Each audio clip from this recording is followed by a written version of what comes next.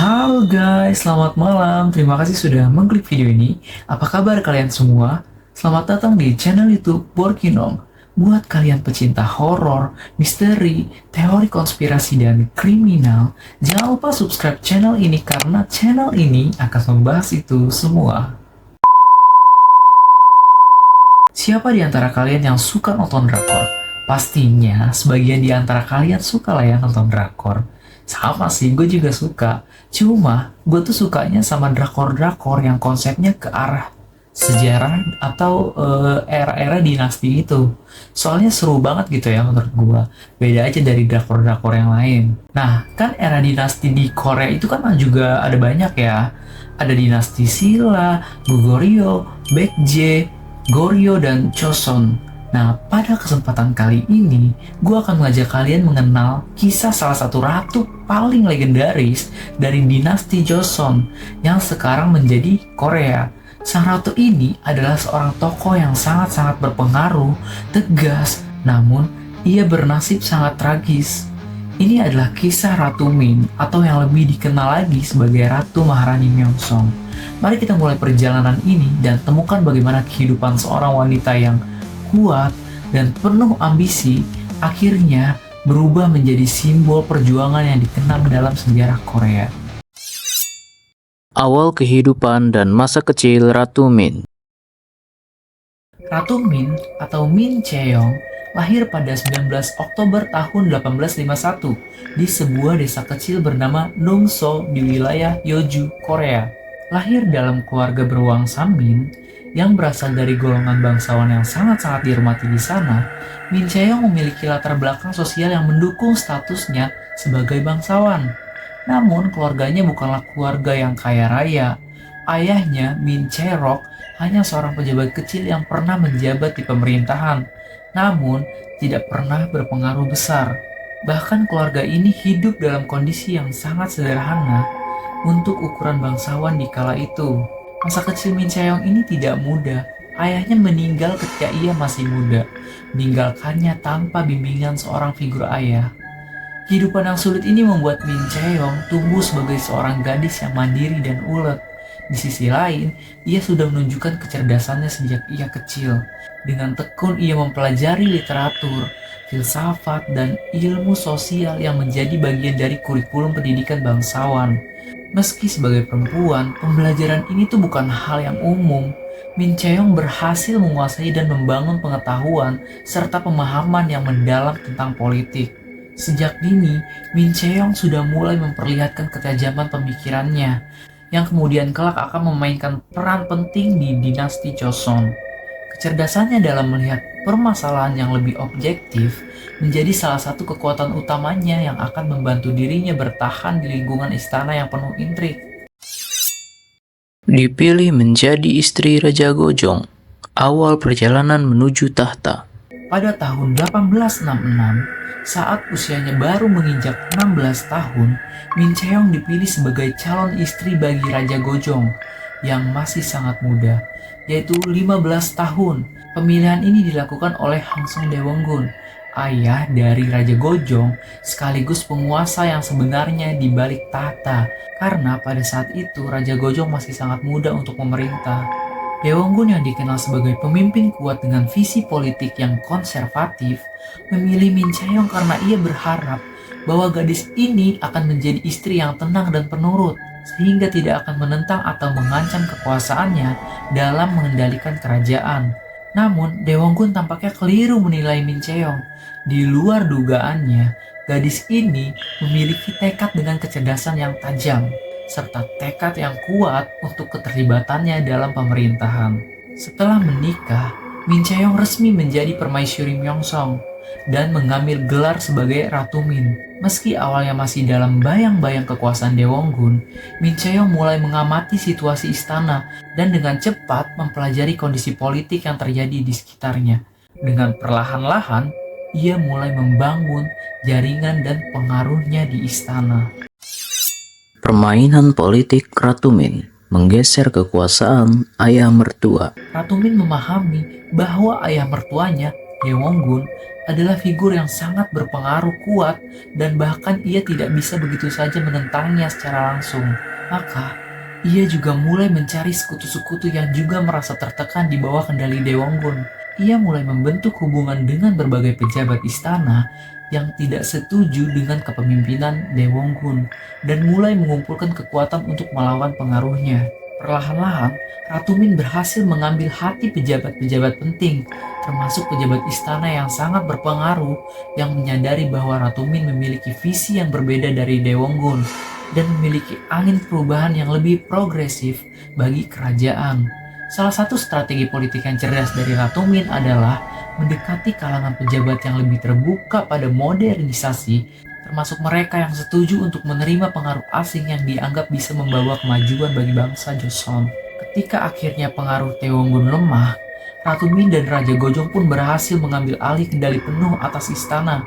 Periode ini merupakan masa kejayaan bagi Ratu Min, di mana ia memainkan peran besar dalam berbagai kebijakan kerajaan. Ia dikenal sangat aktif dalam menjalankan berbagai reformasi di bidang pendidikan, ekonomi, dan diplomasi untuk memperkuat Joseon. Konfrontasi dengan Jepang, usaha menjaga kedaulatan Joseon. Ketika Jepang mulai memperlihatkan ambisinya untuk menguasai Asia Timur, Ratu Min menyadari ancaman besar ini. Jepang mendorong Joseon untuk membuka diri terhadap perdagangan dengan tekanan militer dan diplomatik yang dinilai Ratu Min sebagai upaya terselubung untuk menguasai Joseon. Pada titik ini, Ratu Min mulai menunjukkan sikap anti-Jepang yang sangat tegas. Untuk melawan pengaruh Jepang, ia berusaha mencari dukungan dari negara-negara lain seperti Rusia dan Tiongkok dengan harapan bahwa aliansi tersebut akan menjadi kekuatan penyeimbang. Sayangnya, langkah ini membuat Ratu Min menjadi musuh besar Jepang. Upaya mendekati Rusia dianggap sebagai ancaman serius bagi kekuasaan Jepang yang ingin memperluas pengaruhnya di Joseon. Ketegangan antara Joseon dan Jepang semakin meningkat, terlebih karena Ratu Min dan Raja Gojong semakin gencar melakukan reformasi untuk memperkuat Joseon dan mengurangi ketergantungannya terhadap Jepang. Namun, langkah-langkah ini membuat Jepang semakin menentang Ratu Min sebagai penghalang bagi ambisi mereka di Asia Timur. Hari kejadian tragis, pembunuhan sang ratu. Pada pagi hari, tepatnya di tanggal 8 Oktober 1895, Istana Gyeongbokgung yang megah dan sunyi menjadi tempat terjadinya salah satu tragedi besar dalam sejarah Korea. Pada hari itu, Miura Goro, seorang diplomat Jepang yang juga merupakan bagian dari jaringan militer Jepang di Joseon, memimpin konspirasi pembunuhan yang akan mengubah sejarah Korea. Miura bersama dengan kelompok tentara Jepang dan pembunuh bayaran telah merencanakan visi ini dengan sangat detail. Mereka bertekad menghilangkan sosok yang mereka anggap sebagai penghalang besar bagi pengaruh Jepang di Joseon, yaitu Ratu Min. Di bawah bayang-bayang gelap, tim pembunuh ini bergerak secara diam-diam menuju gerbang utama istana. Dalam kondisi penuh kesiagaan dan kesiapan, mereka membawa senjata tajam serta obor yang menyala untuk menerangi jalan yang mereka lalui. Para penjaga istana saat itu sempat mencoba menghadang mereka, namun kelompok Jepang yang terlatih dan membawa senjata lengkap dengan mudah mengalahkan tentara Joseon. Setelah berhasil masuk, mereka menyusuri lorong-lorong panjang dan gelap dalam istana. Tidak ada suara selain langkah-langkah mereka yang bergema di antara dinding-dinding istana.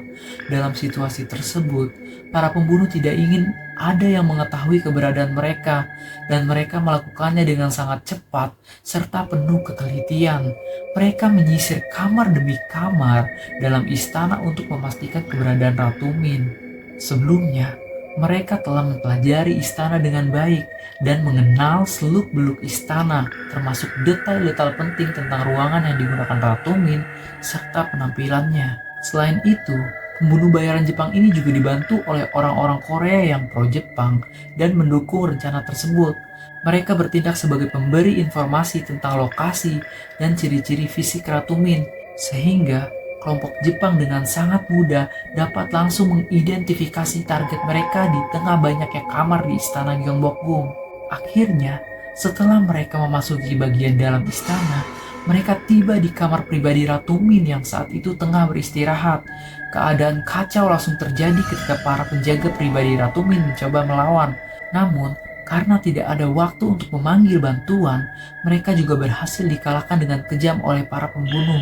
Para pembunuh menyerbu masuk ke dalam kamar Ratu Min. Di sana, Ratu Min tidak berdaya menghadapi serangan brutal yang datang secara tiba-tiba. Dengan serangan sadis, para pembunuh menyerang tanpa ampun.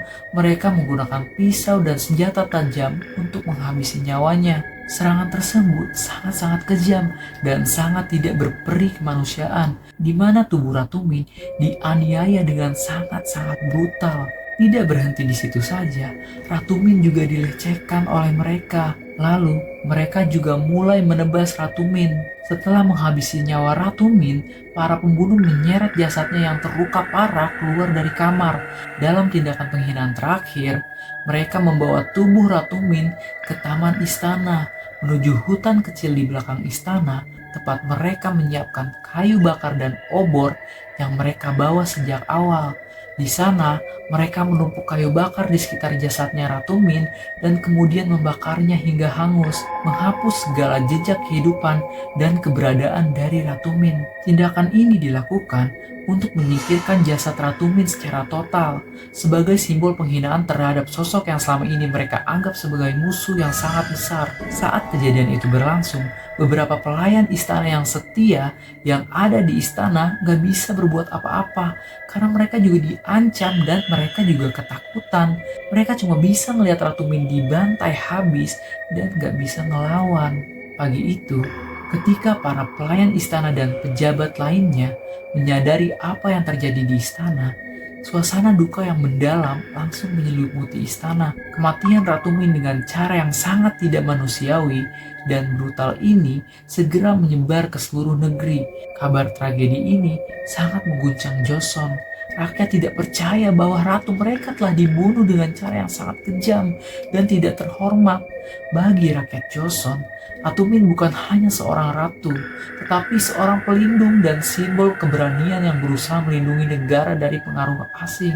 Pembunuhan Ratu Min menjadi momen yang menandai kehancuran harga diri bangsa Joseon di bawah kekuatan Jepang. Sebagian besar masyarakat bereaksi dengan kemarahan dan kebencian mendalam terhadap Jepang. Kisah pembunuhan ini pun cepat menyebar ke dunia internasional dan menarik perhatian banyak negara yang mengutuk tindakan brutal ini terhadap Jepang. Namun sayangnya, tidak ada upaya nyata untuk menghentikan pengaruh Jepang di Joseon. Pembunuh Ratu Min justru memperkuat posisi Jepang di istana, di mana mereka semakin leluasa untuk mengendalikan Joseon, yang akhirnya berujung pada aneksasi penuh pada tahun 1910. Jadi guys, aneksasi itu adalah tindakan mencaplok atau menggabungkan wilayah satu negara dengan negara lain dengan cara mengambil secara paksa tanah atau wilayah tersebut. Aneksasi biasanya dilakukan dengan penaklukan atau invasi militer, tetapi bisa juga dilakukan secara damai. Tragedi ini tidak hanya mengakhiri kehidupan Ratu Min, tetapi juga mengawali babak kelam bagi bangsa Korea yang kemudian jatuh di bawah dominasi Jepang selama puluhan tahun berikutnya. Respon masyarakat dan dunia, duka yang mendalam dan kecaman internasional. Ratu Min akhirnya dimakamkan dengan layak.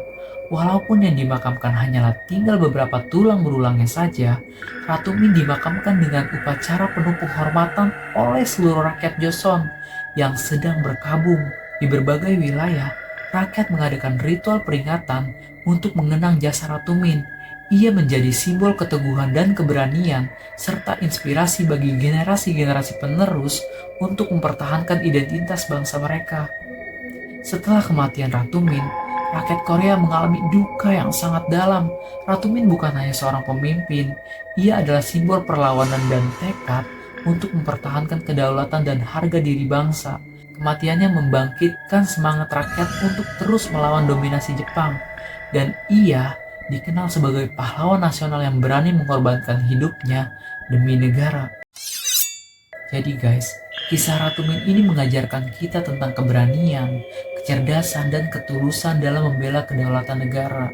Meskipun menghadapi ancaman dan tantangan besar, ia menjadi simbol kekuatan perempuan yang berani melawan arus di tengah dominasi kekuatan asing, serta memberikan inspirasi tentang pentingnya mempertahankan identitas dan kehormatan bangsa. Tragedi kematiannya adalah pengingat bahwa pengkhianatan dan ambisi kekuasaan dapat memicu penderitaan besar bagi rakyat, dan bahwa pemimpin yang sejati akan selalu mengutamakan kepentingan negaranya di atas segalanya. Oke guys, jadi itulah kisah perjalanan hidup seorang Ratu Min yang dikenal sebagai Permaisuri Maharani Myeongsong, wanita yang berjuang hingga akhir hayatnya demi mempertahankan kedaulatan Joseon. Sebuah kisah yang penuh makna bukan hanya untuk rakyat Korea, tetapi juga untuk dunia. Semoga cerita ini menjadi pengingat bagi kita semua akan pentingnya keteguhan dan keberanian dalam mempertahankan apa yang kita yakini benar. Terima kasih sudah menonton video ini sampai akhir. Sampai jumpa di kisah nyata tragis lainnya yang tak kalah menarik. Jangan lupa like, komen, dan subscribe channel ini agar channel ini cepat berkembang. Terima kasih guys, bye.